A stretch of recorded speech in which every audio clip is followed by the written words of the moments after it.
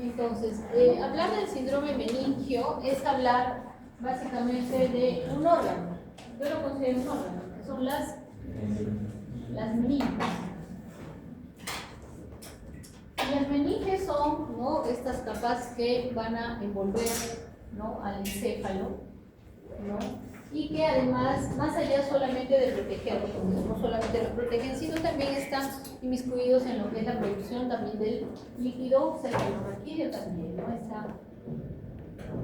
Haciendo esto nos hace lo que estábamos mencionando también en el anterior tema.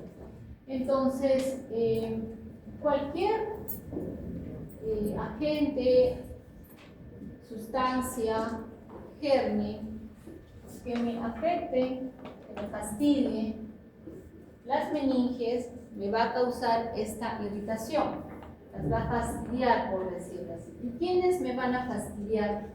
A estas estructuras que envuelven mi encéfalo. ¿Sí? ¿Quiénes me pueden fastidiar a estas meninges? O inflamarlas, fastidiarlas. Pueden ser agentes infecciosos, en principio. Dentro de ellos tenemos a quién? Bacterias, virus, ¿sí? ¿Qué más me puede fastidiar a las meninges? Pensemos, no piensen.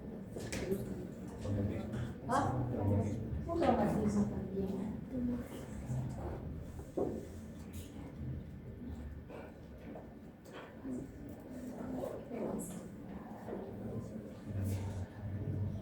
¿Qué sustancias o qué elementos podrían también irritar a las meninges? ¿Neoplasia? ¿Qué? ¿Neoplasia? Medicamentos que pasan la barrera. ¿Que irriten? O sea, la idea acá, o sea, ¿quiénes me van a fastidiar a las meninges? ¿Quiénes las van a irritar? ¿Quiénes las van a inflamar?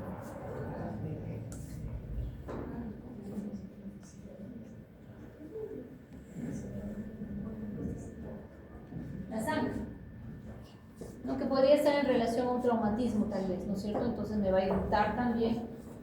Entonces, de lo más frecuente o de lo que más yo voy a tener son las infecciones, sea por bacterias, sea por virus, ¿no es cierto? ¿Y qué bacterias están inmiscuidas acá?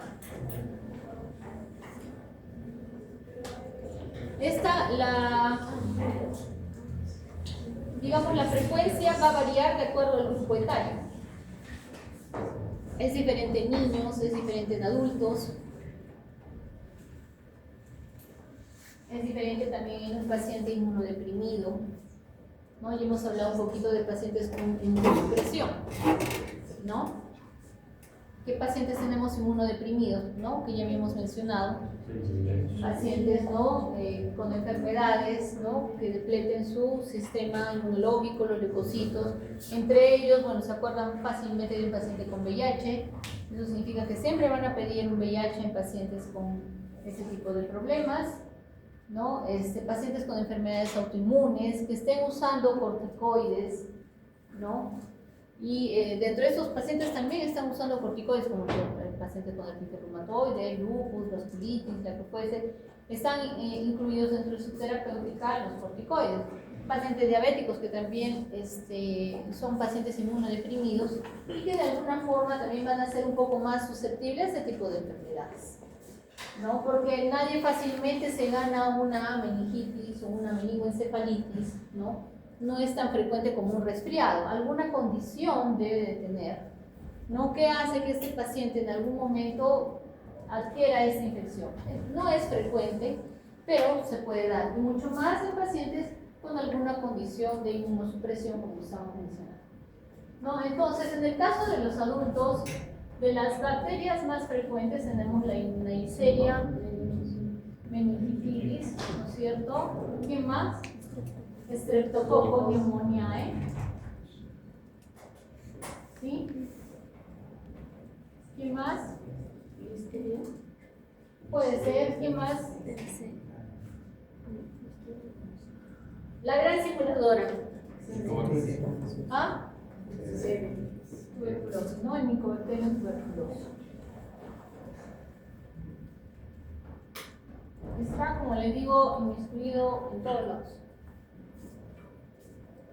Si no hay tuberculosis en el pelo, bueno. ¿Ya? Entonces son, digamos, de las bacterias más frecuentes que yo voy a encontrar, sobre todo en la población adulta, ¿no? Y que me pueden causar un proceso inflamatorio, un proceso infeccioso a nivel de las meninges, ¿no?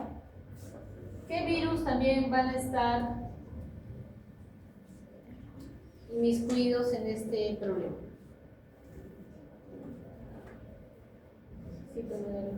Citomegalovirus, ¿qué más? Herpes, que también sufrimos. VIH, también hay encefalitis, meningocefalitis por VIH. ¿Sí? Más que todo, más encefalitis por VIH. ¿Ya? ¿Qué más? Son de los más frecuentes. ¿Sí? Ok. Entonces, al causar también un problema inflamatorio, un problema infeccioso a nivel de las meninges, pues entonces me va a causar unas expresiones que seguro ustedes ya han visto, ¿no? Como signos meningios en su semestre pasado, ¿sí? Eso lo vamos a ver en un rato. Otro que también puede de repente fastidiar estas meninges es cuando estas se rompen por un accidente, un traumatismo encefalocraneano. Tal vez también un tumor que también está invadiendo, ¿cierto? Pero más allá de una síndrome meningio, ¿no? Un poquito menos frecuente, ¿no? Los tumores. La sangre irrita. La sangre no es normal que la sangre esté ni en el espacio, ¿no es cierto?, que tienes entre el encéfalo y las meninges, ¿no? Esto irrita, ¿no es cierto? Y mucho más si es que está cerca de las meninges o si está a nivel de corteza, ¿no es cierto? Entonces yo voy a tener sangre tal vez en un traumatismo, tal vez también en el caso de un hematoma sudural, ¿sí? También puedo tener sangre ahí cerca que me pueda estar fastidiando las meninges. ¿Qué otro problema más? Esto dentro de lo más, digamos, frecuente. Pero si nos vamos a buscar un poquito más a lo que es procesos infecciosos, ¿no es cierto? Ustedes saben que si va a haber esta inflamación en las meninges, esto tiene que ver también con el circuito de líquido cefalorraquídeo, pues entonces yo voy a ver al líquido cefalorraquídeo alterado. ¿Y qué características voy a encontrar en el líquido cefalorraquídeo? ¿Qué celularidad habrá en el líquido cefalorraquídeo?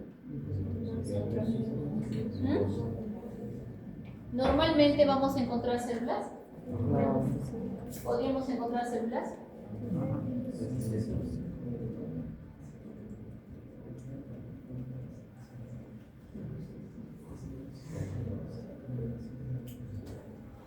Puedo tener polimorfos.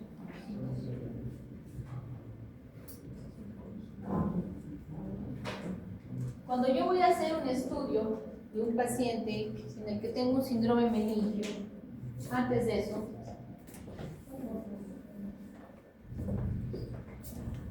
¿cómo sospecho o cuáles son los síntomas que me llevan a pensar que algo está pasando en la cabecita de mi paciente?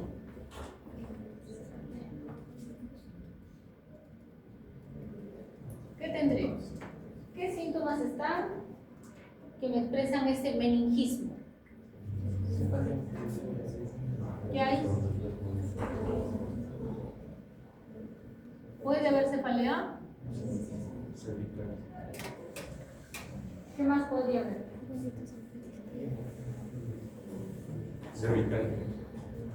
En el caso de un proceso infeccioso, ¿podrá haber fiebre? ¿Qué más? Si estábamos hablando de algo de edema, un poquito también de edema cerebral, tal vez es que además está con el encéfalo, ¿podrá haber vómitos, náuseas, vómitos?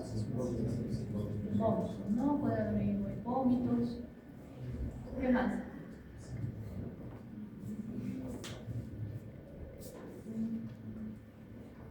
Son síntomas inespecíficos, ¿no? Pero que me pueden orientar a que me digan que algo está pasando. Y en el examen físico, ¿qué voy a encontrar?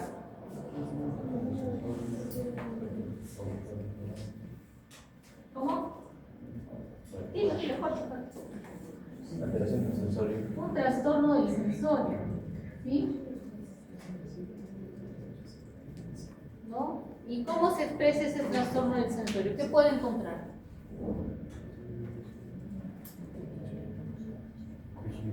Puede estar tal vez aletargado, somnoliento, irritable, ¿sí?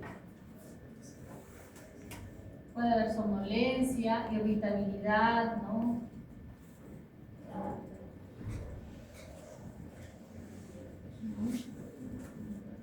Puedo valorar en parte mi estado de sensorio con la escala Aguilar, como ustedes ya conocen. Y para repasarlo un poquito, ¿qué tenemos? A ver, es fácil para que se acuerden. Apertura ocular, respuesta verbal y respuesta motora. Entonces vas bajando de arriba para abajo y así no te olvides, ¿no? Y empieza de 4, 5, 6. Apertura ocular, 4. Respuesta verbal, 5. Y respuesta motora, 6. ¿Sí? Está más fácil, ¿no? ¿Qué otro signo voy a encontrar? Ya tengo un trastorno de sensorio, está medio somnoliento, muy irritable. ¿Qué más? Rigidez de nuca. Puede haber rigidez de nuca. ¿Qué más? ¿Qué signos ahí están diciendo? De Kernig, ¿no? Brusinski.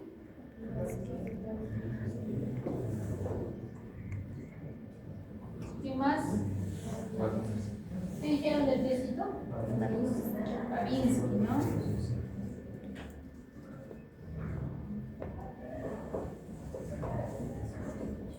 ¿No es cierto? Entonces yo puedo encontrar todos estos signos, síntomas en un paciente en el que yo estoy sospechando de un síndrome meningio, ¿no? En principio viene con cefalea, fiebre, eso es una expresión bastante frecuente, ¿no? Y a veces está en relación a, en el caso sobre todo de los niños, de algún episodio que hayan tenido una infección respiratoria previa, ¿no es cierto? En el caso de una tuberculosis, pacientes inmunodeprimidos, como les digo, ¿no? En un paciente con VIH es una dualidad muy frecuente, VIH-TB, son como hermanitos. Si tiene VIH, de hecho el que va a tener TB, en alguna parte del cuerpo la tienes. La más también temida es a nivel del sistema nervioso central, ¿no? Puede ser una meningitis, puede ser una meningoencefalitis, o sea, además del encéfalo, incluso has visto que también hasta abscesos puedes tener, ¿no? En el encéfalo, en la masa encefálica, ¿no? Entonces, cuando yo tengo este cuadro, a mí me obliga, como yo no puedo ver más allá, pues entonces voy a hacer, ¿qué voy a pedirle a este paciente dentro de mi plan de trabajo? ¿Qué le pediré? ¿O qué haré? Es un síndrome meningio. Ya están por ahí pensando en hacerle una punción lumbar. ¿Para qué? Justamente para ver las características del meningio cefalorraquídeo, poder orientar mi etiología para poder darle mi tratamiento. ¿Qué más le pediré antes de hacerle una punción lumbar? Antes de ello, tomaré una tomografía cerebral. ¿Con contraste o sin contraste?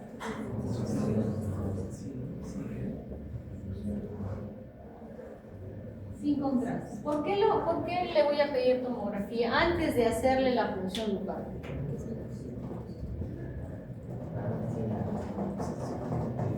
Para descartar ver si hay una hipertensión endotelial. Claro, para ver si no estoy teniendo un efecto de masa, algo, ¿no? Una hipertensión, un edema cerebral que me pueda comprometer cuando yo vaya a hacer la punción. Porque si yo voy a hacer una punción, o sea, va a salir disparado el líquido y se puede enclavar.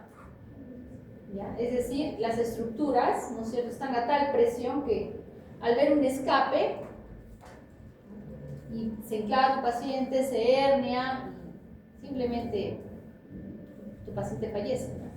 Puede haber alguna otra complicación, ¿no? Porque te va a comprimir centros importantes, ¿no? A nivel cerebral, a nivel del tronco, bulbo, de donde fuese, dependiendo de dónde esté localizado, ¿no?, el problema, ¿no? En el caso de los tumores, sobre todo cuando tú sospechas de repente por ahí, antes de eso de hacer una punción lumbar, cerciórate de hacer una tomografía. Una tomografía es simple, sin contraste, te puede orientar. Ahora, si ya encuentras algo, ¿no es cierto?, en tu tomografía, bueno, antes de eso ya le tomarás de repente con contraste, ¿no? Ya verás mejor de qué se trata. Porque recuerda que también estas molestias las puedes encontrar en el síndrome de hipertensión intracraneal. Pero lo que te hace sospechar en un proceso infeccioso, ¿no?, es la fiebre, una fiebre ahí, que por ahí está, va y viene, ¿no? Okay. Entonces, ¿qué características voy a tener en mi líquido cefalorraquídeo? Ahora sí. En mi líquido, para obtener mi líquido cefalorraquídeo, yo voy a tener que hacer una punción lumbar. ¿A nivel de dónde yo voy a hacer esta punción lumbar?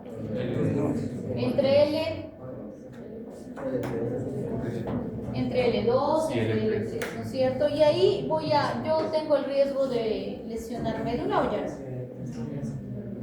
Ya no tengo riesgo de lesionar médula porque a esa altura van a estar básicamente la cola de caballo, la famosa cola de caballo ya va a estar a ese nivel. Entonces yo ya no voy a tener riesgo de fastidiar a mi médula, ¿no es cierto? Entonces la técnica para hacer la punción lumbar, yo voy a echar a mi paciente en decúbito lateral, lo voy a hacer que se ponga en posición fetal abrazando las rodillas, la cabecita metiéndola para adentro, ¿no? Obviamente lo tiene que hacer con apoyo de alguien más para poder hacerlo, porque el paciente, como verás, si está con trastorno del sensorio, probablemente no te colabore, tiene que haber alguien que te esté ayudando a hacer el procedimiento.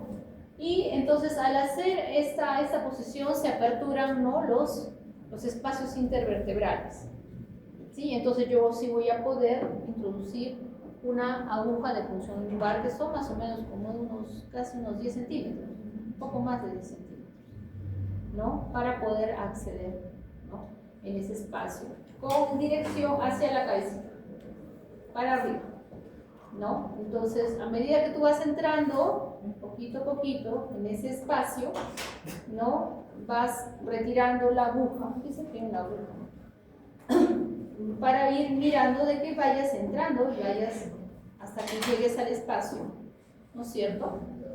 Llegas al espacio aracnoideo, ¿no es cierto?, para que vas a ver cómo va saliendo el líquido, pero siempre y cuando, como te digo, que hayas cerciorado que no haya una acumulación, una masa que me haga poner en riesgo a mi paciente, ¿no es cierto? Entonces, ¿qué características voy a encontrar en el líquido cefalorraquídeo? ¿Cómo es un líquido cefalorraquídeo normal? Incoloro. Y vamos a ponerle incoloro. Incoloro. ¿Qué más? Células. A ver, ¿no es cierto? ¿Qué más? Y si encuentro cuáles las que podría estar en mi recuento. Y es importante, polimorfonucleares o monocitos. La presencia de uno u otro me va a orientar. Si yo encuentro polimorfonucleares, pues va a ser de origen bacteriano. Si encuentro monocitos, probablemente la etiología sea más de tipo viral, ¿no es cierto? Obviamente el color, si es que hay una infección, ¿no es cierto?, ya será turbio. Acá le llamamos cristal de roca. Esa es la expresión. Cristal de roca. También vamos a tener unas valoraciones bioquímicas, como es la glucosa y las proteínas. ¿Cómo estará esa glucosa?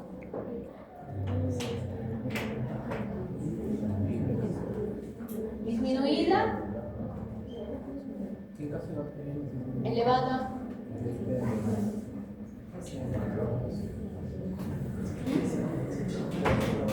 ¿cómo están esas proteínas? Si es que disminuida es bacteriano, normal es Las proteínas, ¿y en base a qué valor? Tengo que tener el valor para esto, haber pedido en sangre mi glucosa y mi creatinina para poder, mi glucosa y proteínas también en sangre para poder hacer la comparación. ¿Por qué? En el caso de las proteínas, cuando hay un proceso infeccioso van a estar elevadas porque hay un mayor metabolismo de las bacterias, ¿no es cierto? Hay un mayor catabolismo, entonces esas van a estar elevadas. En el caso de la glucosa, para que se puedan acordar mejor, las bacterias se alimentan también de glucosa. Entonces, ¿cómo va a estar mi glucosa? Disminuida, para que se puedan acordar. Ahora, ¿qué valores tiene? La glucosa debe de ser 2/3 del nivel en sangre, ¿sí?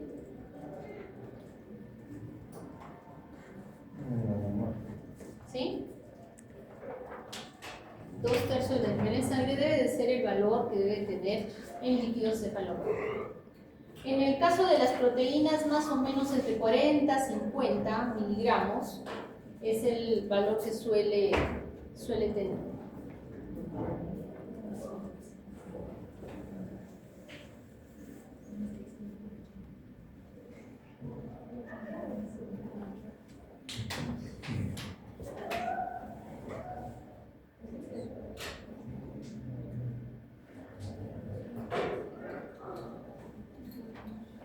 Antes se tomaba lo que es la presión también de salida del líquido cefalorraquídeo, casi no se usa esto mucho, ¿no?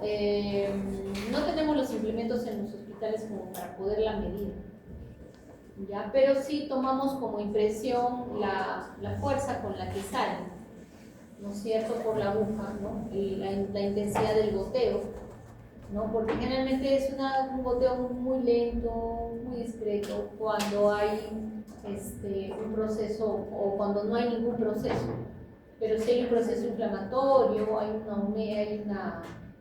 un problema también de mayor presión, si hay un edema cerebral, pues entonces va a salir con mucha más intensidad, fuerza, ¿no?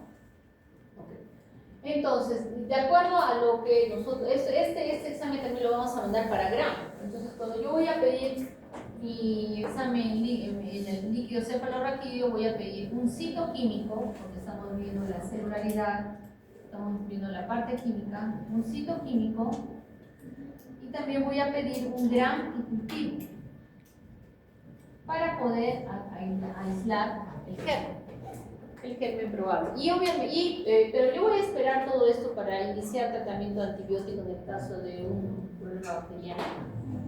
Pues no, voy a empezar mi tratamiento en forma empírica hasta tener mi cultivo. Siempre cuando ustedes en cualquier proceso infeccioso vayan a iniciar, siempre tienen que hacerlo en forma empírica.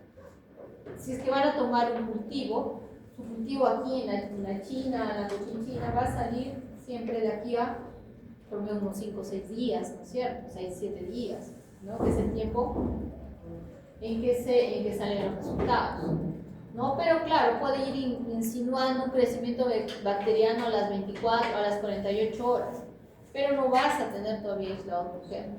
Y una vez que tengas aislado tu germen, pues vas a hacer un antibiograma, ¿no? Para poder dirigir mejor tu terapia antibiótica, ¿no? Entonces, teniendo en cuenta los gérmenes más frecuentes o los que yo tengo, yo voy a empezar tratamiento empírico. ¿Y cuál es el tratamiento empírico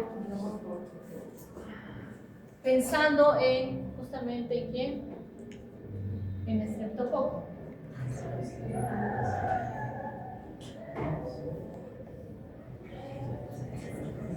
naltrexona más vancomicina. Ya han hecho fármaco, ¿verdad? Ya, entonces, ¿qué me abarca ceftriaxona?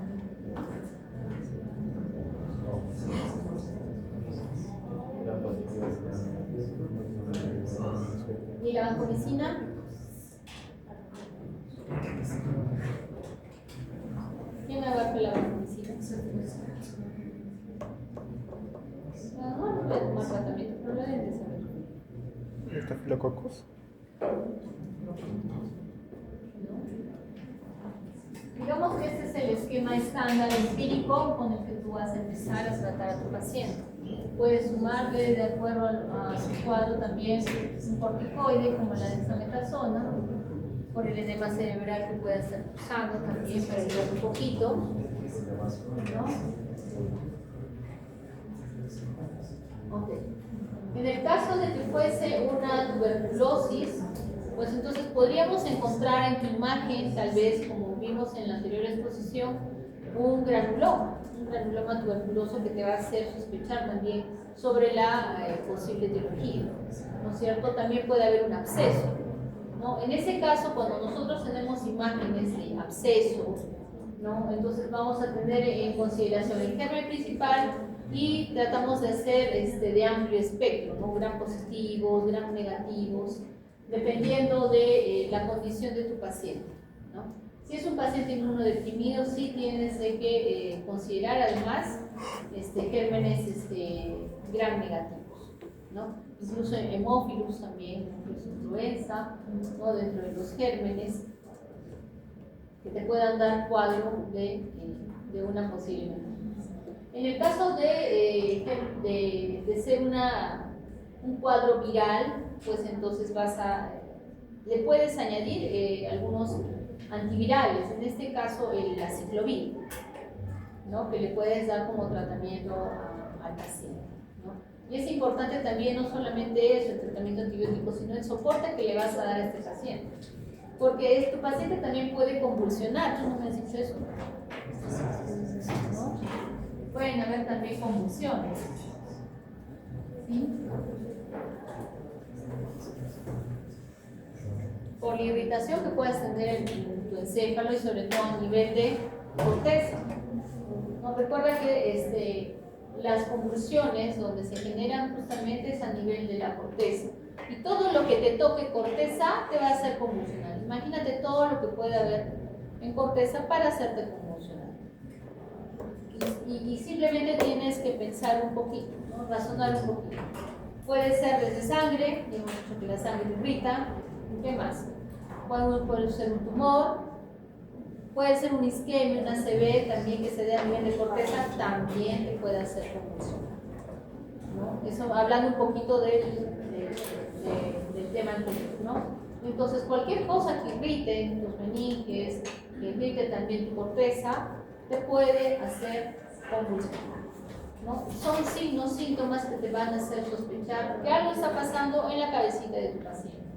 Y como tú no puedes ver la cabecita, dentro de la cabecita de tu paciente, tú vas a necesitar antes una imagen. ¿Qué pasa ahí dentro? Por eso es que tú vas dentro del plan de las primeras acciones que tomarás, es hacer una imagen con una tomografía sin contraste. Seguido de ello ya poder pasar, ¿no? A hacer, ¿no? Un estudio de videoencefalografía. O si no tengo signos de hipertensión endocraniana, ¿no? Entonces pasaré a hacer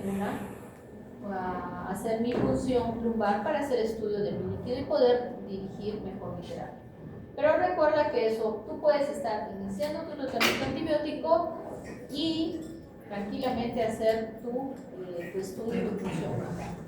Antes ya puedes estar empezando con tu tratamiento antibiótico empírico.